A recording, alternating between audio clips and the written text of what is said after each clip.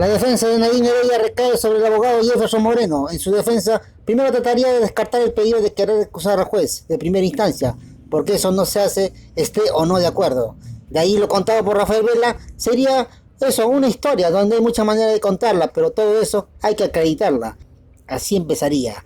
Aquí el video.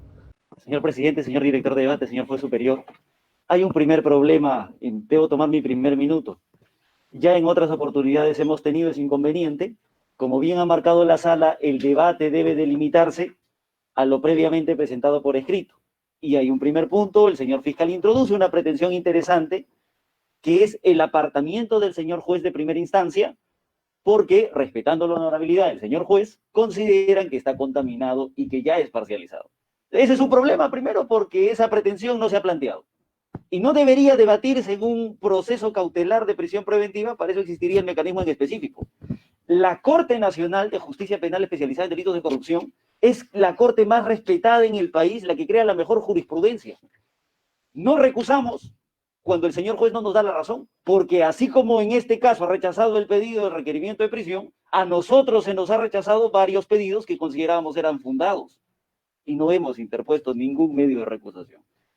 ¿Y por qué eso es importante? Porque el señor juez no deja su imparcialidad en ningún momento de las audiencias. Se ha tomado, señores magistrados, varias sesiones justamente para preguntarle a la fiscalía sobre las dudas que tenía.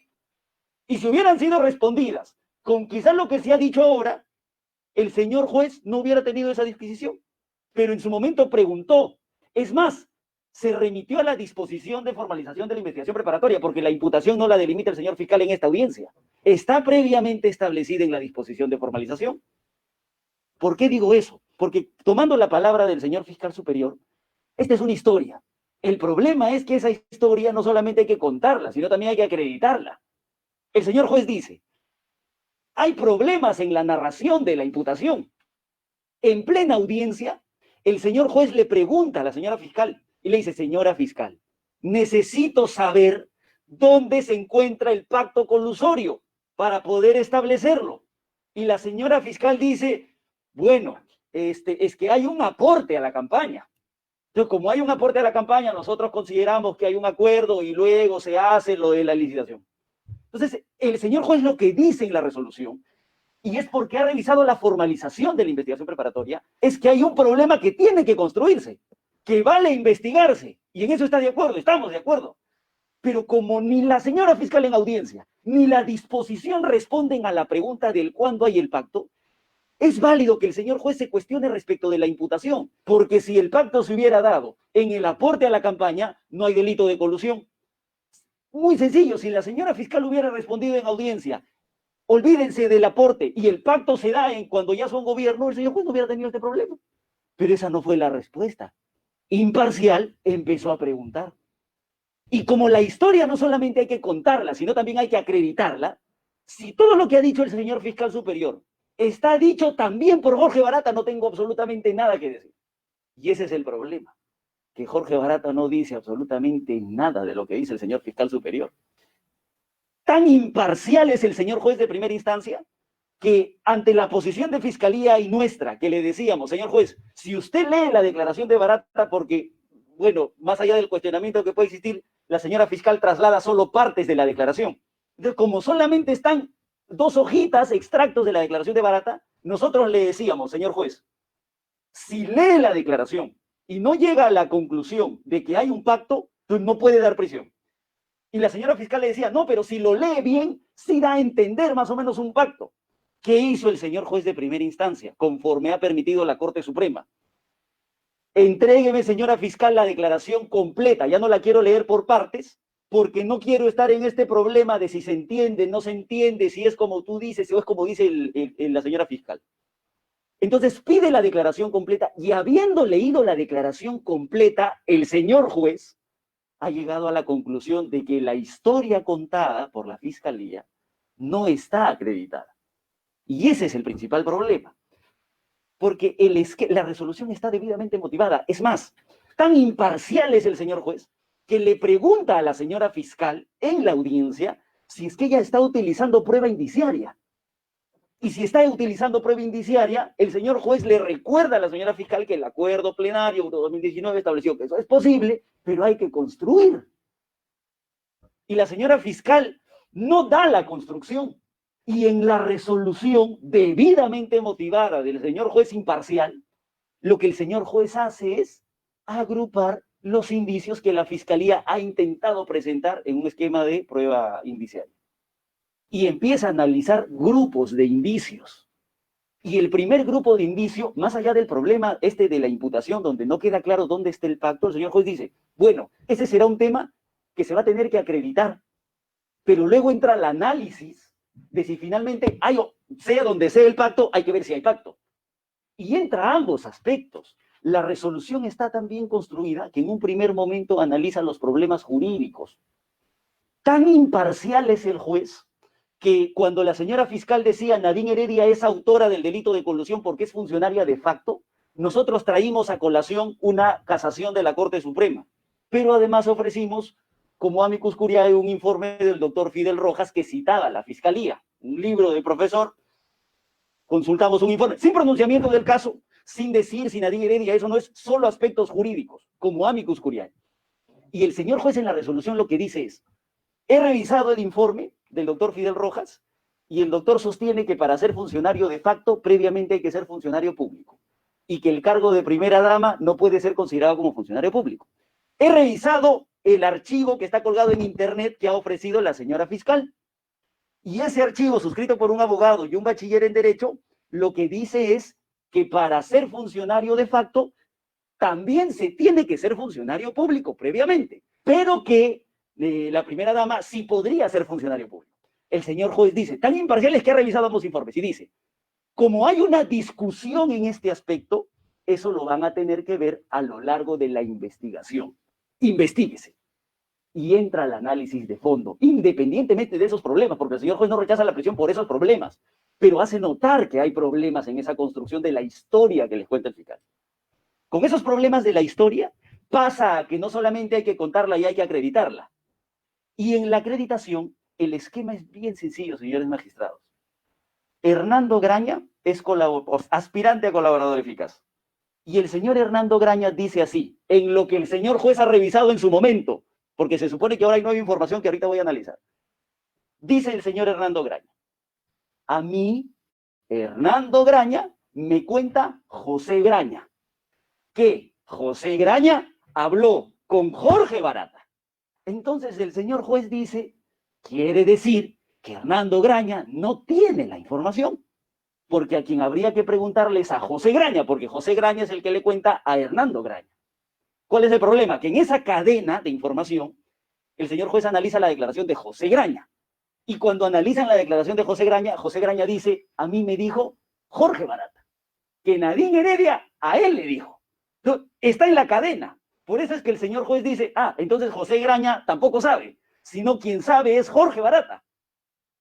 Entonces, por eso decía, como la historia no hay que contarla y hay que acreditarla, quizá Jorge Barata pueda ser la fuente de todo lo que ha dicho el señor fiscal el día de hoy. Y cuando el señor juez ha analizado la declaración de Jorge Barata completa, no dice absolutamente nada de lo que han dicho los señores Hernando Graña y José Graña. Entonces la estructura es esta. Hernando Graña ha dicho que José Graña le contó, y José Graña ha dicho que Jorge Barata a él le contó, que Nadine Heredia le contó. Por eso es que el señor juez dice en la resolución, no solamente son aspirantes a colaboradores que requieren corroboración, sino que además son de referencia. O sea, si el colaborador va a dar información es porque él ha participado en la información. ¿Con qué nos ha intentado sorprender la Fiscalía? Lo mismo nos hicieron en la audiencia de primera instancia, pero estamos en condición de enfrentarla. Por eso no hemos tenido ninguna objeción. Pero ahora nos han presentado nuevas declaraciones del señor Hernando Graña y José Graña, como nuevos elementos que han aportado ahora.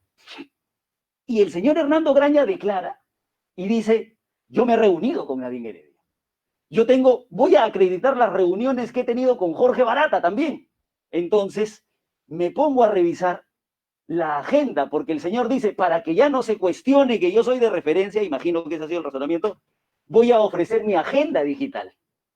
Y ofrece su agenda digital y dice, miren, aquí está la reunión con Jorge Barata, en la primera, la segunda, la tercera, y también me he reunido con Nadine Heredia. ¿Dónde está el problema? En que todas las reuniones con Jorge Barata están en la agenda.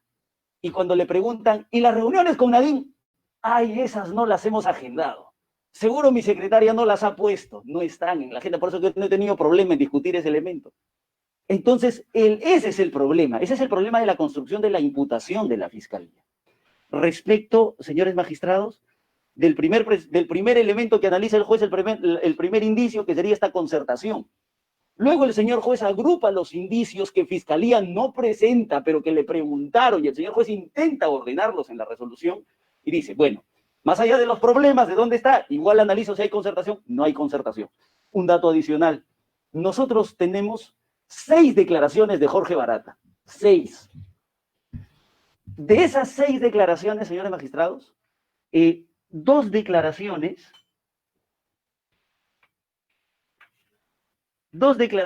son en esta carpeta. Y las otras restantes 4 declaraciones donde contradice totalmente todo lo que ha dicho en estas declaraciones de esta carpeta, nosotros las ofrecimos, porque están colgadas en internet, están colgadas en la página de IDL.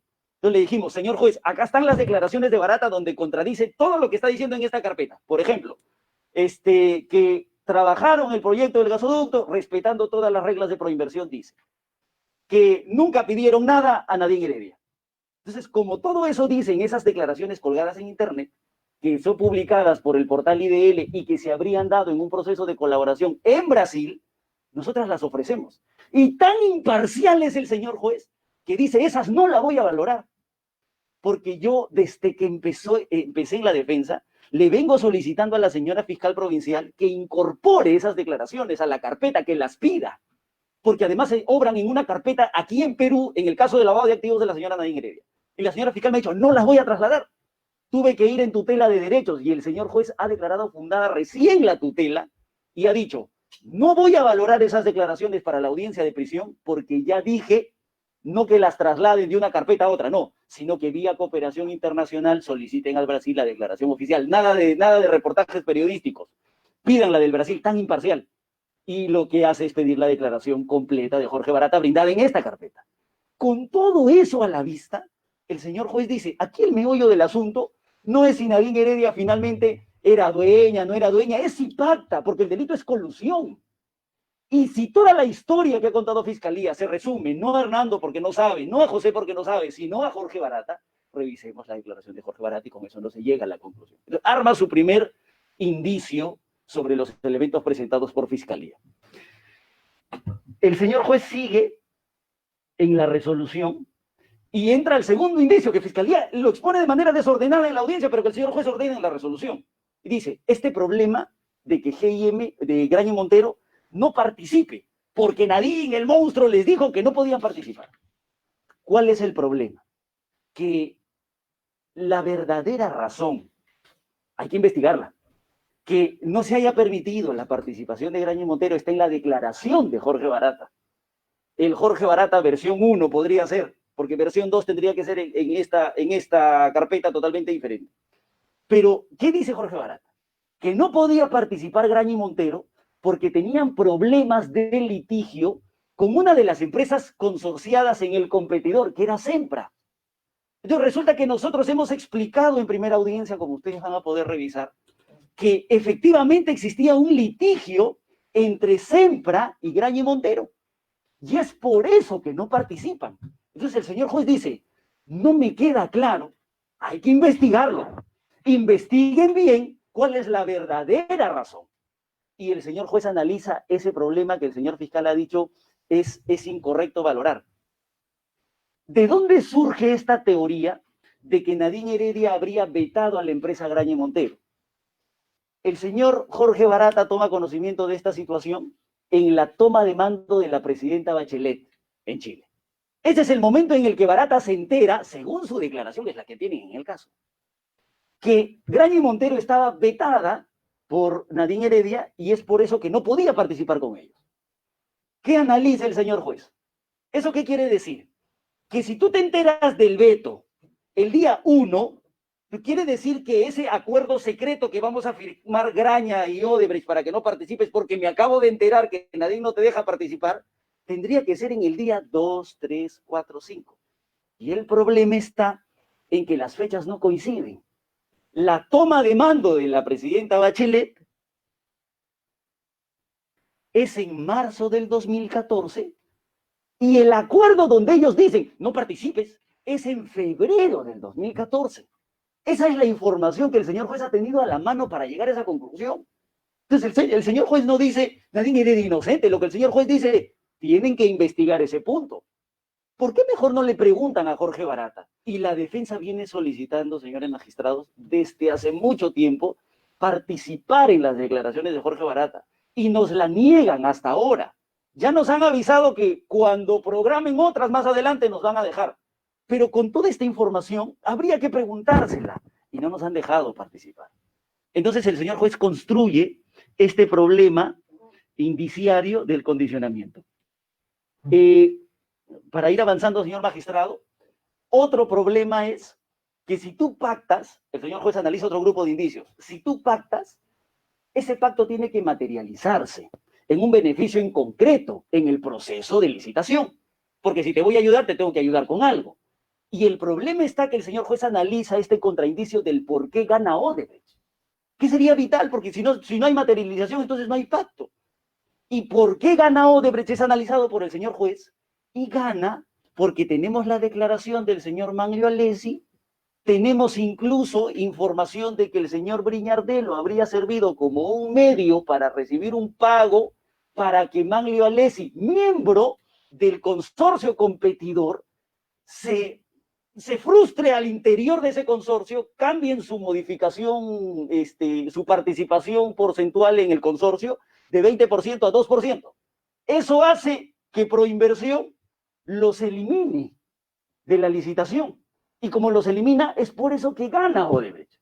Entonces el cuestionamiento de la señora fiscal en la audiencia de prisión preventiva era, pero es que seguro los han eliminado porque justamente hay un pacto. Entonces esa eliminación es irregular. No debieron eliminarlos solamente porque modificaron su participación en el consorcio. El señor juez dice, ¿cómo hago si es que hay una sentencia de la sala civil del Poder Judicial porque el consorcio competidor presenta un amparo? Y dicen, me han eliminado mal. Y la sala lo que ha dicho es que lo han eliminado bien. Entonces el señor juez dice, ¿cómo puede ser ese un indicio si tienes este contraindicio? Y por si fuera poco, la propia fiscalía manda a hacer una pericia para saber si es que la eliminación es correcta o no. Y el perito de la fiscalía les dice que la eliminación es correcta. Entonces el señor juez, ¿cómo puede llegar a la conclusión de una sospecha fuerte con la indebida construcción de esos indicios? Ese es el razonamiento de un juez imparcial, característica del subsistema anticorrupción. Ahora, respecto de el peligro procesal, todavía se mantiene el cuestionamiento por parte de Fiscalía respecto del arraigo laboral. Y dicen, la señora Nadine Heredia, nosotros hemos presentado varias actividades laborales. Una, hemos presentado su participación como secretaria del Partido Nacionalista, que ya la sala efectivamente tiene un pronunciamiento a nivel de diligencias preliminares en el impedimento de salida. Sin embargo, la señora Nadine Heredia es ama de casa. Lo dejamos. Pero la señora Nadine Heredia, propietaria de un inmueble, es arrendadora de ese inmueble. Y tiene un ingreso de 3.500 soles mensuales por el alquiler de ese inmueble. Entonces, como el cuestionamiento de Fiscalía era ese, ya no debería existir. Pero la señora Heredia, para seguir generando actividad laboral, ingresos para su familia, ha constituido una empresa, que es la empresa Bakery 180. Y nosotros hemos presentado las boletas de venta electrónica. E incluso como elemento nuevo hemos dejado la declaración de impuestos del mes de julio y del mes de agosto. Se está pagando impuestos, se está generando actividad económica, ya no debería existir cuestionamientos. Lo que el señor fiscal les dice es algo que la sala ha señalado en algún otro caso, que no basta ese arraigo porque puede ser debilitado por ejemplo, la pertenencia a una organización criminal o la prognosis o la gravedad de la pena. Entonces, respecto de la pertenencia a una organización criminal, como no solamente tiene que ser un criterio abstracto, tiene que ser acreditado. Y en la resolución el señor juez analiza y dice, ¿qué ha presentado la Fiscalía para decir que existe una organización criminal. Por ejemplo, la designación del ministro Castilla. Por ejemplo, la designación del ministro Mayorga. La modificación a la ley orgánica para que la primera dama pueda tener apoyo de personal en sus funciones. Entonces el señor juez dice, con eso no puedes acreditarlo. ¿Por qué? Porque tú no puedes convertir un aparato estatal en una organización criminal. Tiene que ser enquistada en paralelo con elementos adicionales. Entonces, no bastaría decir en este caso que porque se trata de un caso de crimen organizado ya no vale el arraigo, porque aquí ni siquiera crimen y no hay elementos. Y en el caso de la gravedad de la pena, si analizamos la función teleológica de ese presupuesto o de ese criterio, la idea es que el ciudadano imputado tenga temor porque se trata de una pena grave. Entonces, ¿qué es lo que el señor juez ha analizado? Además, que la señora Heredia tiene otras investigaciones y tiene un caso que incluso está en etapa de control de acusación. En el control de acusación dice el señor juez, igual de grave que esta imputación, se mantiene cumpliendo reglas. Entonces, ese criterio de gravedad de la pena, porque le genera ese temor, y ese temor puede hacer que se fugue, no se presente en el caso, porque siempre se ha sometido a la administración de justicia. A la señora Nadine Heredia, como es de público conocimiento, se le dio prisión preventiva, en otro caso. Antes de ese pedido de prisión preventiva, la señora Heredia ya estaba fuera del país, porque se había ido a trabajar a Naciones Unidas, a FAO. El señor juez Concepción, le ordena regresar, estando fuera, señor magistrado, y regresa. El señor juez le ordena prisión preventiva, y desde su casa, donde cumple arraigo domiciliario, cogió su vehículo y se dirigió al juzgado. Entonces el señor juez dice, ese temor que pudiera existir por la gravedad de la pena no es tal, por el comportamiento que se ha demostrado en otros casos, y ni siquiera en otros casos, en este también. Cada vez que le han llamado a declarar hemos ido. Cuando han allanado la casa les hemos abierto la puerta. En la casa se encontró una caja de seguridad, no se podía abrir y ella contrató un cerrajero para que venga a abrir. Entregó el celular. Cuando nos pidieron autorización para poder revisar el celular, les dimos autorización. Nadine Heredia participó en la diligencia del deslacrado y visualización. Entonces, ese comportamiento procesal no puede ser indebido, tiene que ser tomado en cuenta. Ahora, el señor fiscal les dice, hay un problema con la declaración del señor Jorge Merino, porque Jorge Merino dice que el abogado de Nadine Heredia, el señor Wilfredo Pedraza, le dijo que tenía que declarar de determinada manera. Como es la declaración del colaborador, buscamos información que la corrobore. ¿Qué dice el señor Merino?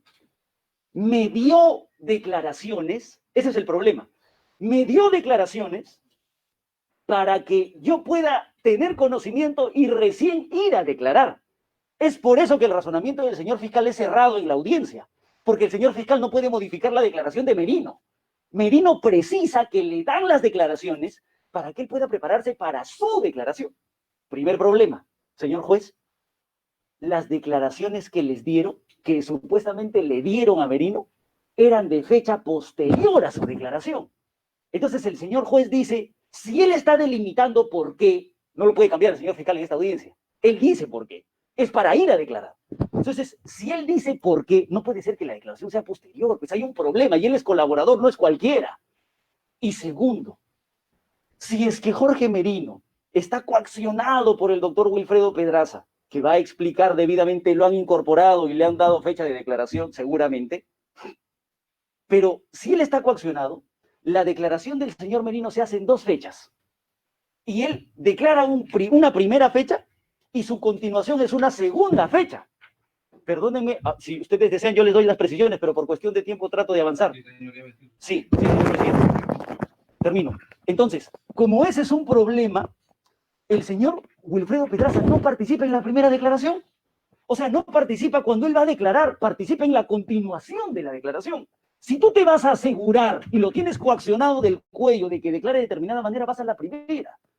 Pero finalmente, esa situación no se controla con una prisión preventiva. Y por último, señores magistrados, nosotros hemos presentado documentación médica, además con elementos nuevos, el electrocardiograma y el mapa que se le ha hecho a la señora Nadine Heredia. Ella sufre de hipertensión.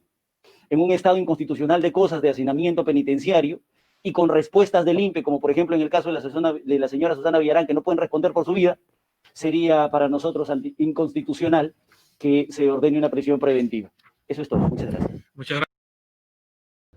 Con esto, ya termina su defensa en Nadine Heredia. Viene el versus de réplica y dúplica, fiscal versus abogado. Ya te lo voy contando.